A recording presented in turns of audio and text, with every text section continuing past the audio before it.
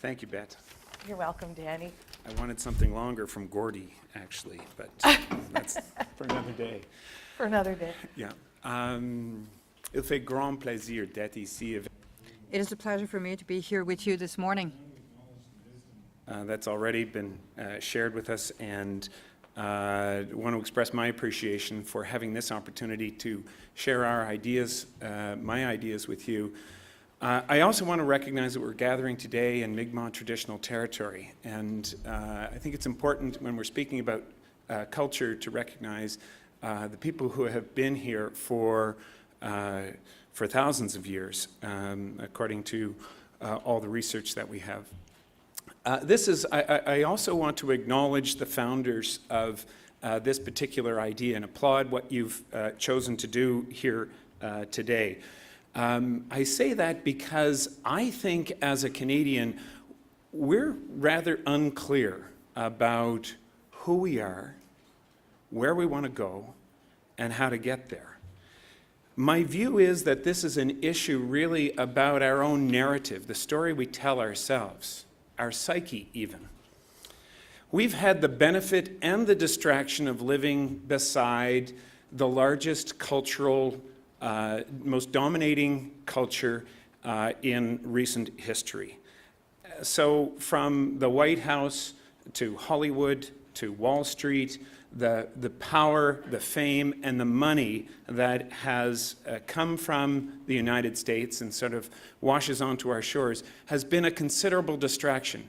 And a concern that I have is that so often we seem to be looking through the window at the other instead of looking into a mirror at ourselves. This is a question that really goes to the core of our own identity. The parallels of groups of people and individuals succeeding, I think, are apt. As individuals, the more deeply we see ourselves and the more purposeful we act with a sense of direction, I think the more fulfilled and the more successful and the more progress we make. Elder Doug Knockwood said earlier something to the extent that each of us has something unique to offer. And I think as a country, we need to ask ourselves the question, what's the unique offering that we have as Canada? What do we as Canadians have to share? I happen to think that it's something really quite beautiful. This is the only part of my presentation where I'm going to invite some audience participation. When was the last time you felt a sense of deep Canadian identity? Anyone come up with something? There is a right answer. Actually, there's no right answer, but there's one I have in mind. Gold medal game. Thanks, Tom. In 2010, in the Winter Olympics in Vancouver, something really special happened in that last week. I was present. I was lucky enough to be present when our women won the gold medal. And I was in that audience with my son. He was 13 years old at the time. And I was trying to choke out singing the song, "O Canada." And I could only mouth the words. And like so many other people, tears were streaming down my face at the time. And I was caught with this sense of pride, and I was deeply self-conscious or even embarrassed. And I wonder whether or not, to a certain extent, that's a bit of a metaphor for how we as Canadians feel about ourselves. There's this deep hidden pride, but also almost an embarrassment about expressing what that is, or a lack of clarity about what it is that we hold for ourselves. So, 2 days later, the golden goal. And the floodgates opened. From my perspective. Sidney Crosby, just a boat rowed just from across the harbor here, scored one of the most famous goals in Canadian history. And it was clear the gloves were off, the tear ducts were completely undammed, and all of Canada started to celebrate. That's Robson Street on the day of the gold medal men's hockey game. And I was lucky enough with Colin to be on that street. And something that stands out for me the most was that I knew that something was happening when we came out of a residence. I didn't get to watch the gold medal game live, but we obviously went downtown. But from the place where we were, as we started we were about a 15-minute drive from the downtown. And as soon as we got outside our house, the horns were honking, the flags were waving. So by the time we got to Robson Street, it was total mayhem. And wherever we went, all you'd have to do, and Colin recalls this clearly, is put your hand in the air and you're getting high fives from everyone who's walking past you. Spontaneous singing of O Canada. It was really an incredibly moving event. But what occurred to me as I was going down there is that this isn't the usual group of Canadians that show up for this. I knew that something special was happening when it was more than just young white male hockey players. It was Indo-Canadian conga lines with drums beating. And then I can remember high-fiving an 80-something-year-old man of Chinese descent with a Sidney Crosby jersey on. And I realized something big is happening there. But the penny really dropped for me when I was high-fiving a number of people who never come to Robson Street from the downtown east side. For any of you who know Vancouver, that's arguably the most troubled neighborhood in all of Canada. And I realized that on this street, at this moment, we were all celebrating the same thing. And it occurs to me that it was really about the connection of souls. That as Canadians, we've hidden behind this notion of who we are, and we haven't had the opportunities to celebrate since 1967, perhaps 1972, and 2010. Those are widely dispersed occasions when we've had a chance to tell our story to ourselves with unabashed pride and clarity. So what is it about this moment? I think it actually transcended sports. It was clearest to me when, just a year ago, my son Colin, I was in his bedroom, the lights were out, and he said, "Dad, I want to say something that's been bothering me for some time. And it is that I don't think I've thanked you enough for taking me to the Winter Olympics in 2010. And I said, "Well, thanks." And I asked him, "What is it about that occasion that stood out for you most?" And he said it was Robson Street. It wasn't the hockey games. It was a shared and defining experience for us as Canadians to have those moments. And it's captured, I think, with regular people who did exceptional things, like Tessa Virtue and Scott Moyer. Who could forget John Montgomery drinking his beer? The down-to-earth John Montgomery. There's the uniqueness, and we all know the story and the generosity of Clara Hughes.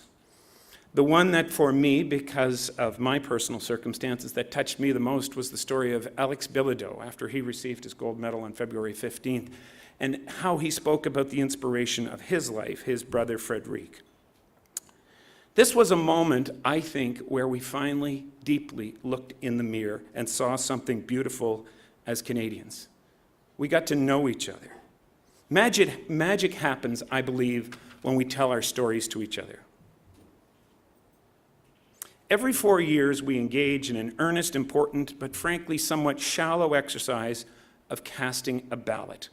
We've accepted that voting is somehow, as profound as it is, a proxy for the democracy that we all share. I think it's only the beginning. And as we enter into 2017, I'd like us to consider whether or not this notion of sharing our stories is something that we need to deepen in order to bring democracy to the real 2.0 version that I'm sure that Joseph Howe and our greatest Nova Scotian probably anticipated. For millennia, people have gathered together to tell each other their stories, first around fires, in town squares, in church hall basements. Our grandparents, the Canadian grandparents who built this country, and our great-grandparents, did so as a result of people across demographic lines gathering in conversation about what it means to be your brother and sister's keeper. For better or for worse, this was happening in church organizations, political organizations, civic organizations like the Rotary Club. And from those meetings of stories across demographics, we've built a progressive tax system, public health, public education. All of these social innovations, I think, have come about principally as a result of storytelling, knowing who we are, seeing each other not just across Twitter or some social media contact, but face to face, thought to thought, heart to heart, understanding what it means to perhaps love your neighbor. So, for Canadians, what's our challenge? I think the challenge is for us to consider fundamental shifts in the way that we engage with each other between elections. I think there is an opportunity for us to take this notion of democracy and put it on a new level. I think we can do that, and we will find deeply our identity, our purpose, and our direction. But we need to ask for that. We need to say that this is important to us. We need to invite change and not be ambivalent about it. And it brings me back, and I'll close with this, to a story that's important to me. I was involved in public life starting about 10 years ago. And I can remember I was a neophyte to politics.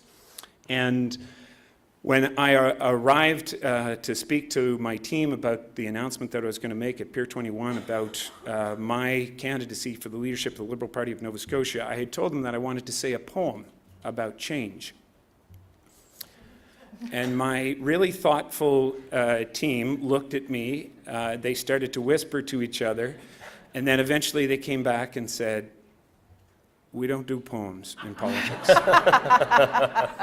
And I said, "Really?" And the point of the poem was to say that we as Nova Scotians need to embrace change, and we need not to see it as an enemy.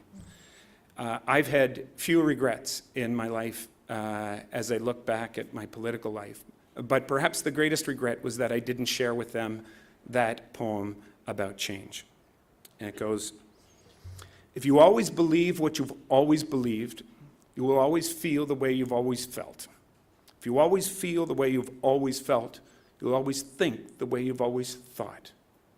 If you always think the way you've always thought, you will always do what you've always done. If you always do what you've always done, you will always get what you've always gotten. If there is no change, there is no change." Thank you very much. That was terrific. Danny, can I just, I agree. Can I ask you just one question? Sure. Where are you from, dear? Sydney, boy. Sydney. Sydney, Yeah, Whitney that's all. Avenue. Now, Sydney, and where's that located? Up north.